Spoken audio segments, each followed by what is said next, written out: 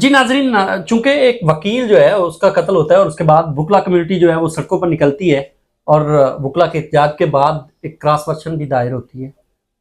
ये सारा माजरा क्यों हुआ था, अब तक इसमें क्या पेशरफ्त हुई है? हमारे साथ member Punjab bar council Rana Liaquat साहब मौजूद है, सीनियर कानूनदान है, उन्हीं से बात कर लेते हैं। आप लोगों ने दूसरों को इंसाफ लेके देना होता है और यहाँ पर मैं देख रहा हूँ कि वकला कम्युनिटी अपने इंसाफ के लिए सड़कों पर है, क्या कहेंगे? शुक्रिया आपका। सबसे पहली बात तो ये है कि हमें अफसोस है उस ख़ानदान के साथ, बिहाड़ी बार के साथ इज़हार यकजहती के लिए मैं हाज़िर हुआ था। और आपकी बात बिल्कुल दुरुस्त है कि मुल्क में अब हालात इस नेच पे चले गए कि अब किसी को इंसाफ दिलवाना तो दूर की बात है, वकला ख़ुद मज़लूम है और ख़ुद अपने लिए जो है वो सड़कों पर जाकर मुतालबा कर रहे हैं। देखें, हमारे बार का मुतालबा और वकला का मुतालबा लाहौर से लगाकर पूरे पंजाब में और पूरे पाकिस्तान के वकला का मुतालबा यही है कि ये जो FIR थी, ये FIR जो असल FIR दी है वो SHO ने खुद लिखवाई है, वो SHO की दरख्वास्त पर हुई है। पहली FIR जिसका लाल मरा है, जिसका बेटा मरा है और वकला का भाई मरा है, तो FIR जो है वो वकला को दर्ज करानी चाहिए थी या उसकी वालदा दर्ज कराती, जो चशमदीद गवाह भी है इस वक़ूअ की। लेकिन ऐसा नहीं हुआ। SHO ने खुद एक FIR दर्ज की, उसके बाद वकला एहतजाज पर आए, डेड बॉडी नहीं दी गई। जब डेड बॉडी नहीं दी गई तो वकला ने डेड बॉडी का मुतालबा किया और फिर FIR के अगेंस्ट जो है वो क्रॉस वर्जन जो है वो यहाँ नहीं बनता था। यहाँ FIR बनती थी और FIR में मुद्दइया उसकी वालदा होती या कोई और उसका रिश्तेदार होता। जहाँ तक है कानूनी पोजीशन ये है कि चूँकि एक तरफ मैं ये कहूँ कि एक तरफ जो है वो अख्तियारात इतने दे दिए गए, ये पुलिस स्टेट बना दी गई और पुलिस स्टेट को इतने अख्तियारात दे दिए गए, कोई बात सुनने के लिए तैयार नहीं है। वकला इसी बात पर तो एहतजाज कर रहे हैं कि अब कम से कम यही वो अख्तियारात हैं जो पहले, अगर आप थोड़ी सी माजी में जाएं तो जिन लोगों ने जो कानून बनाए थे, जब उन पर ये कानून, जब वो खुद अपोजिशन में गए और उन पर वो कानून अप्लाई हुए तो फिर वो लोग जेल में चले गए थे, तो फिर वो एहतजाज कर रहे थे कि ये कानून गलत है। तो मैं ये समझ रहा हूँ कि नहीं, हर अदारे को अपने लिमिट्स में रहना चाहिए, कोर्ट्स से फैसले लेने चाहिए, मुल्ज़मान को गिरफ़्तार करना चाहिए, गिरफ़्तार करके अगर वो गुनाहगार हैं तो उनका प्रॉपर कोर्ट में जो है वो चालान पेश किया जाना चाहिए था, जो नहीं हुआ। और इस तरह एक्स्ट्रा जुडिशल मर्डर जो है वो ना ही तो हमारा कानून, ना आइन और बुनियादी हकूक़ के भी खिलाफ।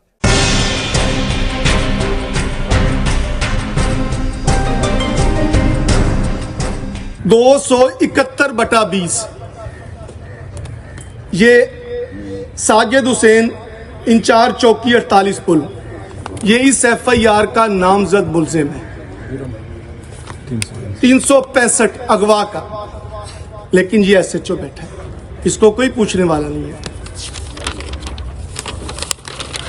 244/14, 365, 395 एक मजलूम को अगवा करके उसको 9C का उस पर FIR दर्ज के उसको चलान कर दिया।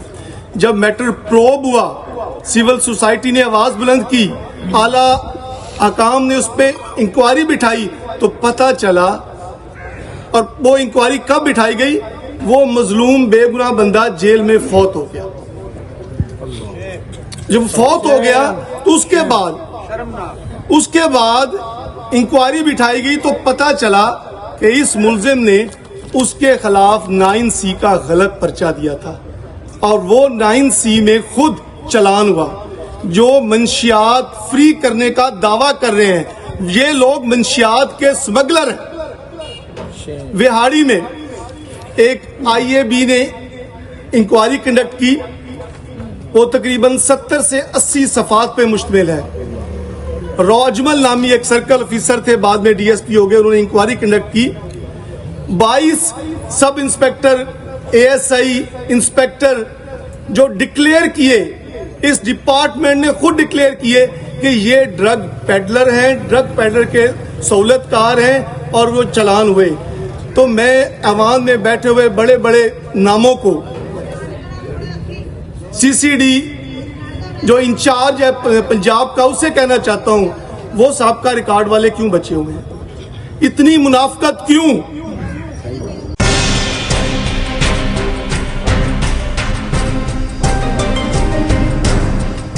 बाबर जमान साहब मौजूद है, मेंबर है बिहाड़ी बार के, और इस सारे मामले को इन्होंने खुद भी देखा, वहाँ पे मकतूल के घर भी पहुंचे और अब तक क्या हालात है उनसे ही बात कर लेते हैं। बाबर साहब बहुत शुक्रिया, आपने हमें टाइम दिया। मुझे थोड़ा सा ये बताइएगा, आपका एक साथी चला गया, क्या वजह बनी? जिसने इंसाफ लेकर देना था उसको ही इंसाफ नहीं मिल रहा, वजह क्या बनी? क्यों इस तरह से पुलिस गर्दी की गई? देखिए, सूरत हाल यहाँ पे ये है कि जब भी हम यहाँ पे कोई डिपार्टमेंट जब कोई ऐसी चीज़ बनाते हैं जिसका काम लॉ इन्फोर्समेंट होती है, तो उस चीज़ को हम इतना ताकतवर कर लेते हैं कि वो खुद को ही खाना शुरू कर देते हैं। सीसीडी का मामला हुआ, लोगों ने बड़ा इसको अप्रिशिएट किया, पुलिस को फ्री हैंड दिया गया, लोगों ने बड़ा अप्रिशिएट किया कि पुलिस जो है वो जराइम का खात्मा कर रही है, मुजरमों को कला कमा कर रही है। लेकिन उसका साथ जो उसके जो साइड इफेक्ट्स थे वो ये थे कि पुलिस ने फिर अपने जो उसके वेस्टेड इंटरेस्ट थे वो उसने पूरे करने शुरू कर दिए। जितने भी, क्योंकि इस पर मंशियात का एलिगेशन है, लिहाजा मैं इसी से बात शुरू करूँगा। बात यह है कि यहाँ पर कौन सा गाँव ऐसा जहाँ पर मंशियात फरोख्त नहीं होती? पुलिस इसकी सरपरस्ती करती है, SHO साहिबान इसकी सरपरस्ती करते हैं, उनके फोकल पर्सन हैं, उनके स्पोक्स पर्सन हैं जो आइस की ट्रेडिंग करते हैं, उसकी सप्लाई करते हैं, उसके पैसे लेते हैं, उसकी पेमेंट्स करते हैं।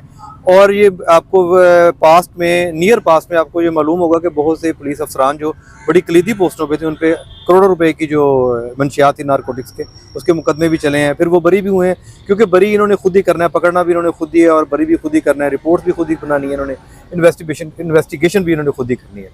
हमारा यहाँ पे ये जो हमारा दोस्त है, हमारा बार का नया मेंबर था, नौजवान लड़का था, इसकी तलक कलामी हुई है राय साजिद के साथ। राय साजो जो है वो ऐसे जो ब्लू आइड चाइल्ड है हमारे DPO साहब का, यहाँ पर ऐसे जो उसको भर्ती किया जाता है और उन्हें ब्लू आइड चहेता लाडला कहा जाता है, जो उनके कहने पे ज़्यादा से ज़्यादा बंदे मार सके, ख़वातीन की बेहुरमती कर सकें, लोगों को नंगा कर सकें और ये ना पूछे कि सर ये हम क्यों कर रहे हैं, क्योंकि बड़े साहिबान उन्हें कहते हैं कि हम आपको प्रोटेक्शन देते हैं, आपका जो दिल करता है वो करें।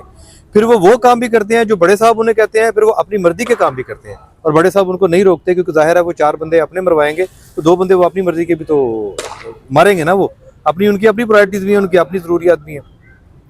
तो ये जो मामला हुआ है इसमें इनकी सबसे जो शुरू है, जो बोन ऑफ कंटेंशन थी वो ये थी कि तलक कलामी हुई है और उसके बाद सूरत हाल ये हमारी बार के इलम में थी, हमारे प्रेसिडेंट साहब के इलम में थी, हमारे जो जनरल सेक्रेटरी हैं उनके इलम में ये बात थी कि उसको थ्रेट किया जा रहा है, उसको लाइफ थ्रेट है। पहले उसको पहले थ्रेट था। ये कम से कम 1-1.5 महीना से ये बात बार में गर्दिश कर रही है कि जो राय साजिद साहब हैं, SHO साहब हैं, वो उसको मारना चाहते हैं, एक्स्ट्रा जुडिशियल जो किलिंग है वो करना चाहते हैं। इस बंदे को पहले से एहसास था, क्योंकि एक गांव में उनका चूँकि अमल दखल है, उनका आना जाना है पुलिस वालों का, तो वो सारी सूरत हाल को उन्हें अंदाजा हो गया था। उन्होंने अपनी इस रिजर्वेशन का जो इजहार था वो सदर साहब से भी किया, सेक्रेटरी साहब से भी किया, लेकिन उन्होंने उसको ये कह के तसल्ली दी कि कोई ऐसी बात नहीं है, ज़ाहिर है तुम वकील हो, कोई ऐसा कोई धंधा नहीं तुम करते, कोई नारकोटिक्स का काम नहीं करते, और अगर इनकेस कोई करता भी है तो उसका एक ड्यू प्रोसेस है ना, कि कोई अगर कोई बंदा मंशियात का काम करता है, उस पर मुकदमा चलता है, उस पर 9C का पर्चा दें, उस पर 10,000 ग्राम चर्स डालें, हीरोइन डालें, कुछ वो बेच रहा होगा वो पकड़ लें, कुछ अपनी तरफ से डाल लें, उसको पेनलाइज करें, उसकी प्रोसिक्यूशन करें, उसे सजा दिलवाएं, हमारी तरफ से फांसी दे दें अगर वो क्रिमिनल है तो। लेकिन जब उसको ये लाइफ थ्रेट मिला तो उसने इसको काउंटर करने की कोशिश की, लेकिन उसकी कोई भी, उसको लगा कि ये काम ठीक नहीं होगा। फिर वो साजिद शाह साहब, हमारी बड़ी पॉलिटिकल पर्सनैलिटी है यहाँ के, हमारे इलाके की, उनके साथ वो DPO साहब के साथ मिला है, ये इन्फॉर्मेशन है, ये गर्दिश कर रही है, उनके घर वालों ने बताया और लोगों ने बताया। वहाँ पे जाके DPO साहब के साथ उन्होंने रिजर्वेशन बताई कि ये मेरा मंशियात के साथ कोई ताल्लुक नहीं है, अगर कोई मेरा रिश्तेदार करता है या नहीं करता मुझे इस बात का नहीं पता, आप कानून के मुताबिक कार्रवाई करें, लेकिन मेरा इससे कोई लेना देना नहीं है और पुलिस मेरा इनकाउंटर करना चाह रही है। ये बात ऑन द रिकॉर्ड मौजूद है कि DPO साहब से मुलाकात हुई साजिद शाह साहब के साथ। अब साजिद शाह साहब को कौन नहीं जानता, बहुत बड़ी MNA उनको अब उनके साथ गई, इस बात को निगेट नहीं किया जा सकता। DPO साहब के पास बैठे हैं, सारी बात बताई। DPO साहब ने कहा कि मेरी इन्फॉर्मेशन के मुताबिक उन्होंने कहा कि ये मैं 2 दिन की छुट्टी पे जा रहा हूँ, जब मैं वापस आता हूँ तो मैं आपका बिठा के राय साजिद के साथ बैठ के आपका वो मामला वो करवा देता हूँ। यानी एक बंदा इतने बड़े फोरम पे गया है, वहाँ पे जाके अपनी मर्डर से 2 या 3 दिन पहले वो ये बात बता के आ रहा है, इसका मतलब है कि उसको पता है कि प्लानिंग हो रही है, लेकिन कोई रेमेडी उसकी अवेल नहीं की जा रही। तो DPO साहब ने फिर उसके बाद छुट्टी पे चले गए। छुट्टी पे जाके उन्होंने पता नहीं राय साजिद को कुछ कहा, ये कहा कि इसको छोड़ दो, ये कहा कि इसकी इन्वेस्टिगेशन कर लो, ये कहा कि उसको मार दो। बहरहाल ये बात हुई है कि उसके बाद मर्डर हुआ है, तो इसे हम अंदाजा कर सकते हैं कि कि हमारे बड़े साहब ने उसे क्या कहा होगा। ये भी नहीं कहा होगा कि बैठ के बात करो, ये भी नहीं कहा होगा कि अगर कोई मुकदमा है तो उसे पकड़ लो। अगर कोई मुकदमा होता तो जब वो डीपी साहब के पास गया है तो घर पे तो नहीं ना गया, डीपी ऑफिस ही गया है ना, वहीं पे सारी फोर्स थी ना, उसको पकड़ के बिठा लेते कि हमें ये आप पे एलिगेशन है, आप इसका जवाब दें। उसको वो काउंटर करता, जवाब ना दे सकता तो उसको पकड़ के हवालात में दे देते, जवाब दे सकता तो उसको घर जाने देते। तो ये सारा मामला हुआ है कि उसको ऑलरेडी पता था कि मेरे साथ क्या होने वाला है। उसने हर जगह पे हमारे उस वकील भाई ने हर फोरम पे दरवाज़ा खटखटाया है। आप मुझे ये बताएं कि किसी बंदे को पता हो कि मुझे मारने के दर पे हैं तो उसकी क्या सिचुएशन होती होगी और उसके घर वालों की क्या सिचुएशन होती होगी, तो किस करब से वो गुजरा होगा। और जो वो कह रहा था, जिसकी बात पे कोई यकीन नहीं कर रहा था, और वही हुआ कि पुलिस ने उसके घर जाके बेदर्दी के साथ उसको कत्ल कर दिया। और एक स्टीरियोटिपिकल स्टोरी जो वो हमेशा से बनाती है कि अपने ही साथियों की फायरिंग के साथ वो हलाक हो गया। अब ये देखें कि उसकी जो मैयत थी उसको ये 10 घंटे साथ लेके फिरते रहे, और उसकी मैयत का ना उन्होंने पोस्टमार्टम करवाया, ना लवाहिकीन को शक्ल देखने दी, और ना ही उसको किसी जगह पे प्लेस किया कि लोग इसकी तदफीन कर सकें या उसकी शक्ल भी देख सकें। गाड़ी में उस पर तशद्दुद करते रहे हैं। उस पर जब उसे गोली मार दी उसके बाद उसकी आंख पे वो बट मारते रहे हैं, गाड़ी में अपनी वैन में बिठा के सारे शहर में घुमाते रहे हैं, मुख्तलिफ जगह पे रोकते रहे हैं, पुलिस वाले उतर के चाय पीते रहे हैं, कोई खाना खाता रहा है, कोई फ़ोन करता रहा है, कोई हर बातें करता रहा है। लाश जो है वो गाड़ी में पड़ी रही है, ये पूरे शहर में उन्होंने घुमाया। ये लाख कानूनियत है, लाख कानून की इंतहा है। लोग हमसे इंसाफ मांगने के लिए आते हैं, लेकिन हमने तो लाश भी सड़क पर बैठ के ली है। सारी रात हम वहाँ पे बैठे हैं और हमने इनसे बात की है। तो अब जो FIA क्रॉस वर्जन दर्ज किया है, इस पर भी तफ्तीश इन्होंने करनी है, इसी पे इन्होंने काम करना है। अब ये क्या करते हैं क्या नहीं करते ये देखी जाएगी, लेकिन हम तो जो हमारे बस में है वो तो हम कर रहे हैं और इंशाल्लाह करेंगे।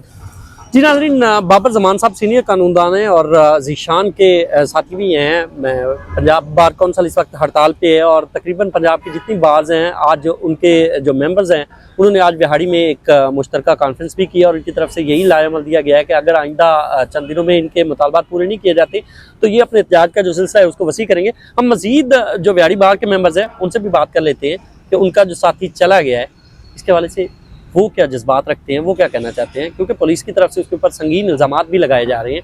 अगर वो इल्ज़ामात थे तो क्या बार को एतमाद में लिया गया था, क्योंकि यहाँ पे एक बाकायदा सदर होता है, सेक्रेटरी होता है और प्रॉपर एक निज़ाम होता है, तो क्या उन्हें बताने की ज़हमत की गई या फिर इस सारे को एक साइड पे रखते हुए पुलिस जो है उन्होंने पुलिस गर्दी का ही मुजाहरा किया। मज़ीद लोगों से ही जान लेते हैं। जी नाज़रीन, मेंबर बिहाड़ी बार एसोसिएशन मैडम सामा नूरीन साहिबा हमारे साथ मौजूद है। और मैडम, हमने देखा कि जब पहली रात ज़ीशान के जो लवाहिकीन हैं वो सड़कों पर बैठे थे तो मैडम सामा नूरीन उनके साथ ही बैठी थी, उन्हीं से ही बात कर लेते हैं। मैडम, बहुत शुक्रिया आपने टाइम दिया। मुझे बताइएगा, जब ये सारा वाक़या होता है उसके बाद हमने ये भी देखा कि आप लोग सड़कों पे निकले और उसके बाद क्रॉस वर्जन दायर हुई, आप उसकी वालदा के साथ रात के वक्त में जब ऊपर से ठंड पड़ रही थी, सर्दी का मौसम था, आप सड़क पे बैठे हुए थे, वो लोग जिन्होंने दूसरों को इंसाफ लेके देना होता है अगर वो भी अपना इंसाफ लेने के लिए सड़कों पे बैठेंगे तो ये स्टेट जो है वो किस तरफ जा रही है? देखिए, सबसे पहले तो मैं आपको एक बात क्लियर करूंगी कि इस बच्चे को कत्ल इसलिए किया गया था, नाहक कत्ल इसलिए इसका किया गया था कि वो अपने ख़ानदान में एक वकील बन चुका हुआ था। और चूंकि आपको पता है कि जो वकील है उसे अपने राइट का पता होता है, उसे अपना सिर्फ अपने राइट का पता है, वो अपने इलाके में होने वाली जो भी कोई इस तरह की एक्टिविटीज़ हैं या पुलिस की तरफ से या किसी की तरफ से भी हैं तो उनके खिलाफ खड़ा होता है। पुलिस ने अपने जो पेजेस पर जो अपना एक हेड नोट जारी किया उसमें ये लिखा कि हमने घर में घुसकर उसको, मतलब उन्होंने घर में दाखिल होकर एक वो जो कार्रवाई है इन्होंने मुकाबले का नाम दिया, फर्जी मुकाबले का। तो देखें, घर में घुसकर किसी के घर में दाखिल होकर भी मुकाबले होते हैं, इनसे बाकायदा रिश्वत तलब की जा रही थी। इसका एक भाई का जो मतलब इनकी ऑलमोस्ट सारी फैमिली जो है ना, जो जेंट्स हजरात है वो कोई फ्रांस में है, कोई स्पेन में है, तो इसका जो बड़ा भाई है उसका भी स्पेन का वीज़ा आ चुका हुआ था। अब पुलिस चूँकि इन चीज़ों से थी कि शायद हमें कोई साथ में कोई रिश्वत तलब कर रहे थे, according to his mother statement के हमसे 50 लाख रुपए की डिमांड की जा रही। ये कौन कर रहा था? ये SHO जो है थाना माछीवाल का।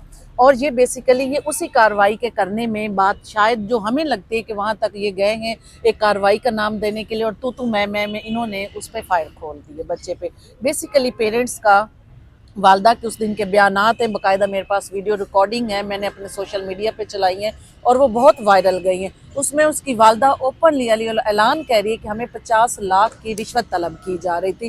रीज़न यही थी कि इसके भाई का स्पेन का वीज़ा आ गया हुआ था और चूंकि पुलिस ब्लैकमेलिंग और ये रिश्वतखोरी, और इसमें तो आपको पता है कि हमें इसमें वर्दी में छुपी हुई काली भेड़ें, हम सबको पता है कि ये क्या कारनामे अंजाम देती। अब आपसे मुझसे ये किसी दूसरे तीसरे से ये बातें छुपी हुई नहीं है। आज हम अपने ही एक वकील भाई की लाश लेकर सड़कों पर बैठे हैं और हमें सड़कों पर देर तक बैठना पड़ा है कि हम राइट पर होते हुए हमारा एक बच्चा मर्डर हुआ पड़ा है, उसकी एक तो डेड बॉडी नहीं मिली, और वो डेड बॉडी लेने के लिए, उसके पोस्टमार्टम रिपोर्ट करवाने के लिए और उसके ऊपर एफआईआर कराने के लिए हमें सड़क पर, वकीलों को सड़क पर बैठकर अपना एहतिजाज रिकॉर्ड कराना पड़ा, और वो भी फिर डेड बॉडी रात को 12 बजे जाकर दी। अब बताएं क्या कानून के रखवाले, हम कानून के रखवाले, हम लॉ मेकर्स हैं। अगर वकला के साथ ये हो रहा है तो आप सोचें कि आम आवाम के साथ क्या हो रहा है। देखें हमेशा यही हुआ है ना कि अपने ही साथी की फायरिंग से एक उनके बकौल के मुलजिम जो था वो अपने साथी की फायरिंग से हलाक हो।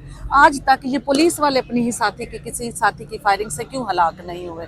मतलब कि एक उनका एक पुराना वो मुकालमा चला आ रहा है, एक पुरानी उनका एक स्क्रिप्ट है, वही चला आ रहा है। आज ये 2025 है, सोशल मीडिया का दौर है। ये 1972-73 के दौर नहीं है कि जहाँ पर किसी को कुछ पता नहीं होता था, आप जिसको जहाँ चाहे टपा देते थे। अब वक्त बदल गया, सोशल मीडिया का दौर है, खुदारा अपना स्क्रिप्ट बदले। अब ये नहीं कि आप कोई भी देखे, ये हमारी गलती है, ये बीइंग अ लॉ मेकर्स हमारी गलती है। हम आम आवाम की बात नहीं कर रहे। अगर बार्स को अपनी आवाम, जरूरी नहीं कि हम उस वक्त खड़े हों कि जब कोई एज अ क्लाइंट हमारे पास आए। मैं समझती हूँ कि तमाम बार्स को इसके ऊपर अपने करारदाद पेश करनी चाहिए कि पुलिस आम आवाम पर या किसी किस्म के, जब ये अपना ही कानून खुद बना लेंगे तो फिर अदालतें क्या करेंगी? तमाम बार्स को इस बारे में अपना किरदार अदा करना चाहिए कि पुलिस इस तरह के जो जाली मुकाबले करती है और लोगों को मारती है। देखिए उस माँ का क्या हाल होता होगा जिसने 9 माह एक बच्चे को पेट में पाला, फिर उसने उस बच्चे को पैदा किया, उन तकलीफ़ों से गुजरी, फिर उसने उसका पूरा बचपन देखा, फिर उसने अपने ख्वाब सजाए होंगे, अपने बच्चे को बड़ा होते हुए देखकर उस बच्चे के ख्वाब होंगे कि मैंने बड़े होकर क्या कर, और इनकी एक गोली, इनकी 2 गोलियां उस बच्चे के, उस माँ बाप के सारे ख्वाब चकनाचूर कर देते। मैं समझती हूँ कि अगर यही जनाजे इनके घरों से उठेंगे तो इनको तब तकलीफ़ का एहसास होगा। लेकिन चूँकि इनको फुल प्रोटेक्शन है, इनको फुल डिफेंड किया जाता है इनके अपने इदारे की तरफ से, ये काला करें, ये स्याह करें, ये सफ़ेद करें, इनको फुल प्रोटेक्शन है। पुलिस जो है रिश्वत लेकर, मतलब आपको भी पता है कि हाफ फ्राई, फुल फ्राई, टांग में फायर, ये फायर, वो फायर, हर एक के अलग अलग इन्होंने रेट्स चला दिए हैं। फुल करप्शन है, करप्शन का बाजार इन्होंने गर्म किया हुआ है।